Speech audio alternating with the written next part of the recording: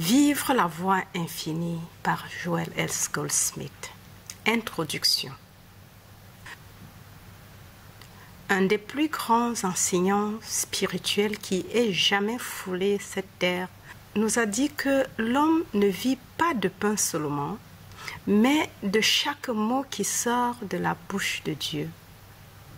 Au cours de chaque âge, il y a eu des hommes et des femmes de discernement qui ont découvert que cela est vrai.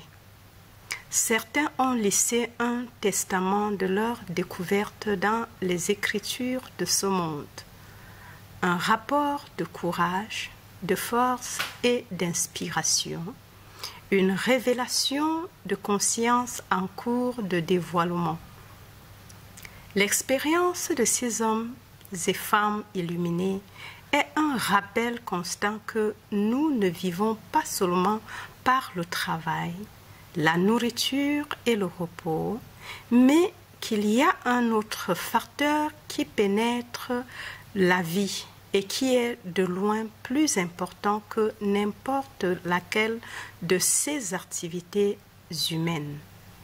Ce facteur est la parole qui sort de la bouche de Dieu.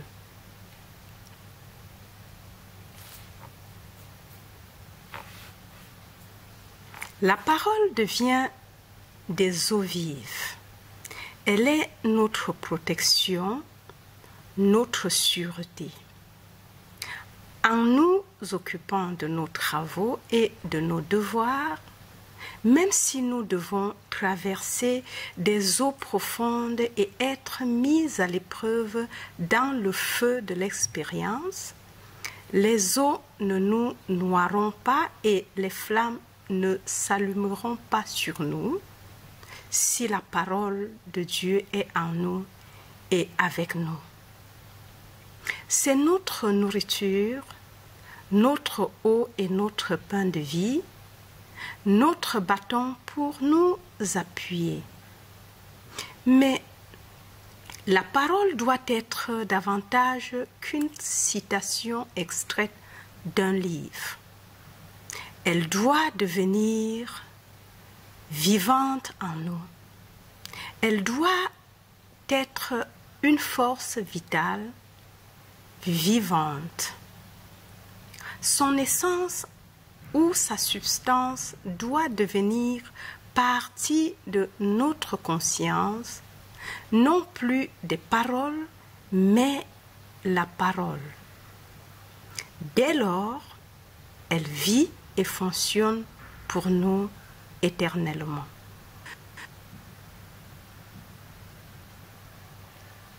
Qu'y a-t-il dans la Bible qui soit saint? Est-ce la rayure, le papier, l'impression ou les mots? Aucune de ces choses n'est sacrée. La seule chose dans la Bible entière qui soit pouvoir est la parole de Dieu. Et où trouvons-nous cela? Dans un livre? Non, car alors il serait simplement nécessaire d'acheter un livre pour avoir la parole de Dieu. Des millions de gens achètent la Bible chaque année, mais combien parmi eux ont-ils la parole de Dieu? La plupart d'entre eux ont des mots imprimés dans un livre. Le monde a raté le but en lisant la Bible comme un ouvrage historique ou littéraire. Aussi longtemps que la parole reste imprimée dans un livre, elle ne devient pas chère. La parole est dans notre bouche, dans notre conscience, dans notre âme. Et c'est là qu'elle devient chère et habite parmi nous.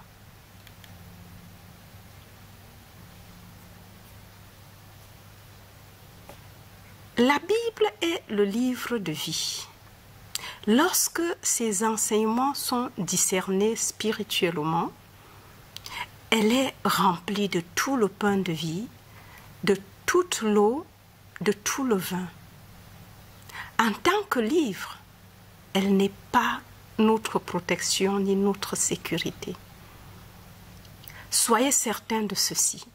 Si nous apprenions la Bible entière, depuis la Genèse jusqu'à l'Apocalypse, nous pourrions continuer à nous trouver un affamé, malade et seul.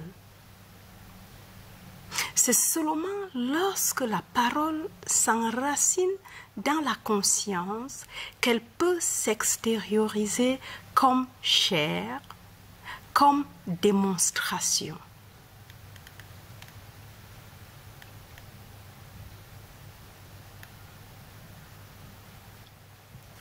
Cela n'a que peu de valeur, par exemple, de répéter le psaume 91 et de penser que, grâce à cette répétition continuelle, nous serons protégés par ces enseignements. C'est lorsque nous aurons rempli les exigences du psaume 91 en demeurant dans l'abri du Très-Haut, en demeurant dans la vérité spirituelle, en vivant la reconnaissance continuelle de Dieu comme unique cause et seul principe créateur, que la vérité devient active dans notre expérience. Lorsque nous demeurons dans cette vérité au point qu'elle devient l'incarnation même de notre être, nous n'avons plus aucune crainte. La vérité dans laquelle nous habitons et à qui nous permettons de demeurer en nous devient notre forteresse. Elle devient notre rocher. Et nous atteignons un état de conscience où nous réalisons que cette vérité est notre bouclier et notre protection, notre forteresse, tout notre bien.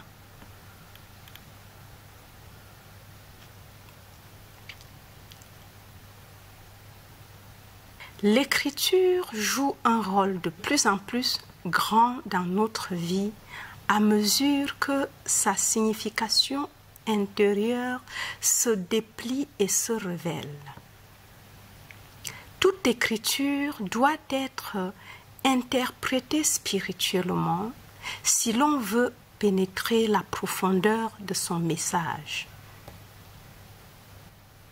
Réfléchir à la parole et la méditer révélera son sens réel ou essence. Alors, elle est rapide, puissante et plus aiguë qu'une épée à double tranchant. Le mental abandonne sa base intellectuelle au profit de la base spirituelle et Dieu est révélé comme une possibilité actuelle.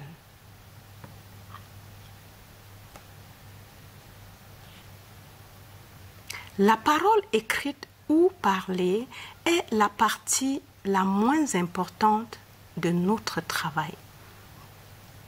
Ce qui n'est pas écrit ou parlé est l'enseignement réel. Dans la Bible, on l'appelle la perle de grand prix.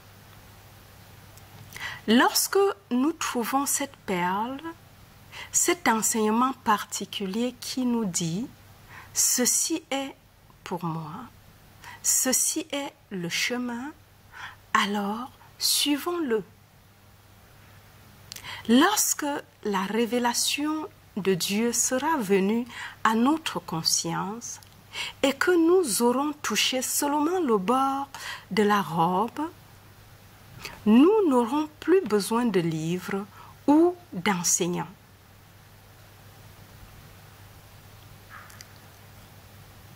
Le dévoilement intérieur est la mission de la voix infinie. Son propos est la révélation de la vérité à partir de notre être intérieur et l'obtention de la présence constante de la présence de Dieu. Ce n'est pas tant un enseignement qu'une expérience du Christ, une expérience de Dieu. Le Maître nous a donné l'illustration de la graine germée dans un sol fertile, un sol pierreux, un sol stérile. C'est la graine semée dans un sol fertile qui s'épanouit en fruits. Comment pouvons-nous reconnaître un sol fertile? Comment pouvons-nous savoir que notre conscience est fertile pour y planter la parole de vérité? Nous pouvons être sûrs qu'elle est pierreuse et stérile aussi longtemps qu'elle s'inquiète des résultats extérieurs. Le seul moment où notre conscience est fertile pour la plantation de la semence spirituelle est lorsque nous pouvons dire « Je cherche seulement des fruits spirituels, l'harmonie spirituelle, la santé spirituelle, la richesse spirituelle, la compagnie spirituelle. » Lorsque nous pouvons nous trouver satisfaits de laisser le royaume de Dieu s'interpréter à nous lui-même dans son propre langage et non pas selon ce que nous pensons être nos besoins et nos exigences, c'est alors seulement que la conscience cherche des fruits spirituels.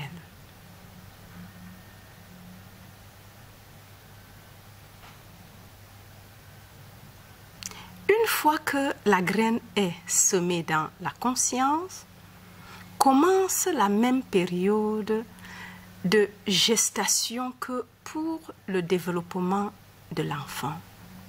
Il y a la période de conscience et de développement. Dans le royaume spirituel, il n'y a aucun processus semblable, mais du fait que nous ne sommes pas au point d'être absolument prêts pour une ascension instantanée, nous devons traverser, comme le fit le Maître, la même période de développement préliminaire.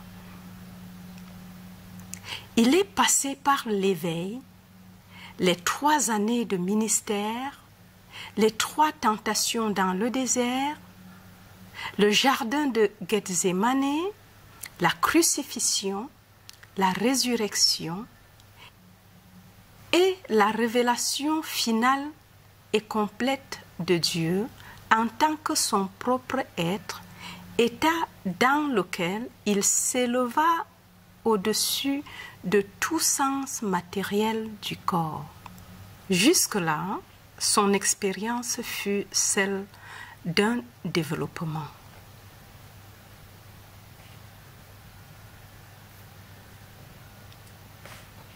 De la même manière, il doit y avoir pour chacun de nous une préparation à l'implantation de la graine.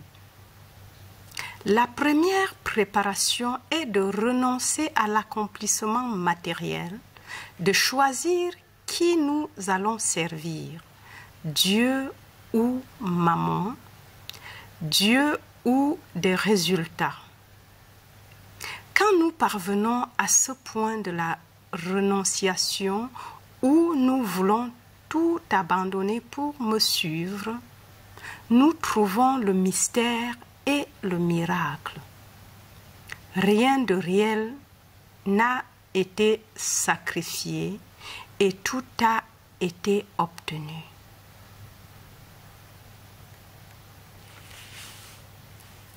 Nous devons devenir l'homme nouveau et ceci se réalise comme activité de la conscience.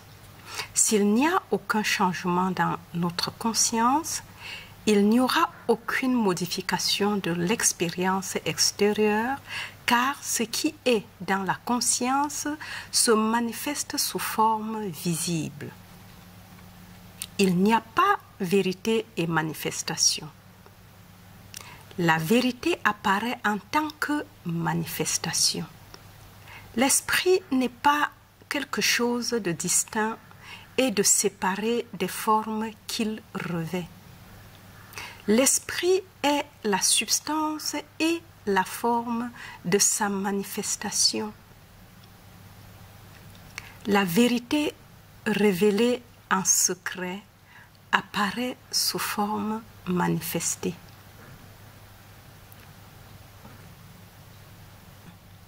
Par conséquent, notre but en étant sur ce chemin est l'expansion de la conscience, la révélation de l'homme nouveau, le Fils de Dieu. Notre développement dépend de ce que nous cherchons. Cherchons-nous seulement la démonstration de Dieu? Sommes-nous prêts en ce moment à cesser de nous inquiéter des choses de ce monde qui ne font pas partie du royaume spirituel et à réaliser tout ce que je désire est le royaume de Dieu sur la terre. Je désire seulement le royaume de Dieu, le règne de Dieu dans mon expérience personnelle, le gouvernement de Dieu dans mes affaires individuelles.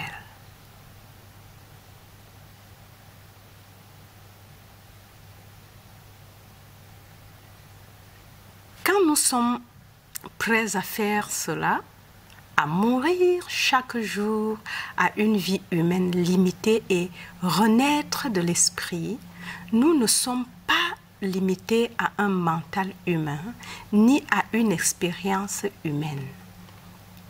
L'esprit ne connaît aucune limitation. L'esprit se déverse tout simplement. Il se déverse et se rue d'une manière si glorieuse que nous pouvons à peine le croire. Il peut se déverser sous forme d'une vie entièrement nouvelle, d'un nouveau travail, d'une nouvelle activité où il peut augmenter et faire prospérer ce dans quoi nous sommes déjà engagés. Nous devenons observateurs de l'activité de Dieu en nous émerveillant de sa munificence, de sa beauté et de sa bonté. À ce moment de conscience élevée, nous savons qu'il y a un haut dessein pour chacun de nous, une destinée divine.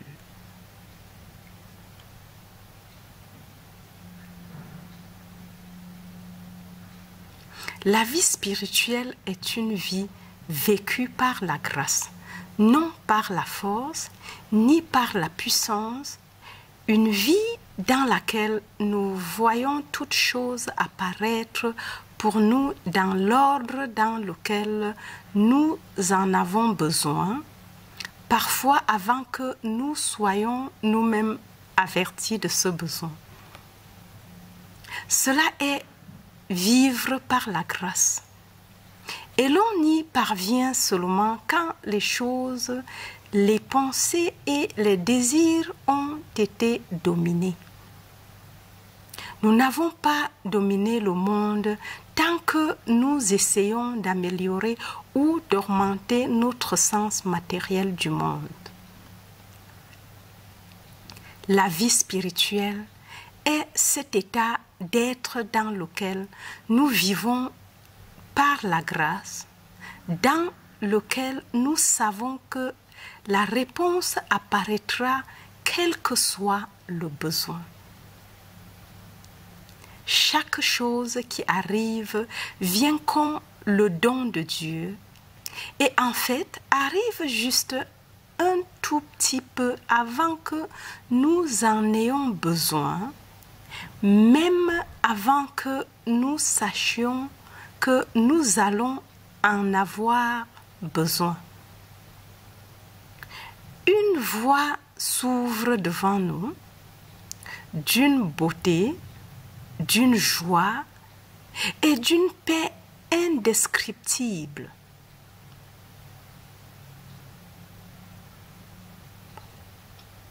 Souvenez-vous que dès lors, nous ne vivons pas de pain seulement, nous ne vivons pas par l'argent, nous ne vivons pas par le repos humain, nous vivons par la parole introduite dans notre pensée et dans notre souvenir. Cela est le grand secret. À partir du moment où nous commençons à tenir la parole de Dieu dans notre pensée, secrètement et silencieusement, n'en parlant à personne, un grand changement commence à prendre place en nous. À partir de ce moment, le grand secret de la vie est nôtre, le secret trouvé dans toute écriture discernée spirituellement, le secret que le Maître a essayé de nous transmettre il y a 2000 ans. Le royaume de Dieu est au-dedans de vous. Quand nous réalisons le royaume de Dieu tel qu'il est révélé par la parole de Dieu, il devient évident et fondamental dans notre expérience en tant que notre corps, en tant que notre être, en tant que notre esprit et en tant que notre âme.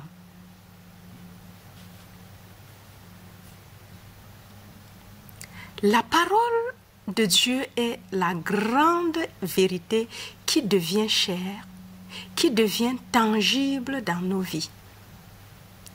Cette parole, maintenue intimement au-dedans de nous, cogitée en demeurant avec elle, en se la rappelant, devient l'activité spirituelle de vie et entraîne l'expression de qualité spirituelle. Il n'y a aucune manière d'introduire dans notre expérience un bien spirituel, un pouvoir spirituel depuis l'extérieur de notre être. La spiritualité n'est pas quelque chose qui vient à nous, mais plutôt quelque chose qui s'écoule à partir de nous lorsque nous entretenons la parole au-dedans. Si vous demeurez en moi et si mes paroles demeurent en vous, c'est alors que la grande paix, les grands délices de ce monde seront à vous. Aucun mal ne viendra vers vous et vous n'aurez rien à craindre.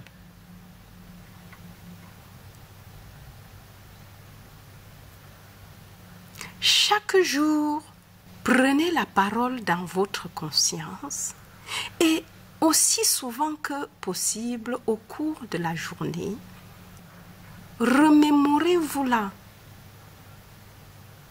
Si vous faites cela, vous ne serez plus jamais tout à fait le même.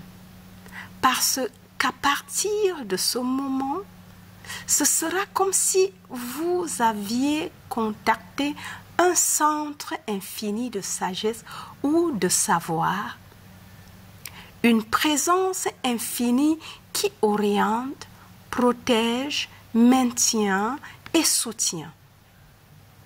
Ceux d'entre vous qui sont sur ce chemin et qui n'ont pas encore eu cette expérience l'accompliront parce qu'il est écrit. vous ne m'avez pas choisi, mais moi, je vous ai choisi. Dieu vous a amené à ce point de dévoilement et il ne supportera pas que vous vous écartiez de ce chemin jusqu'à ce que vous ayez reçu votre illumination.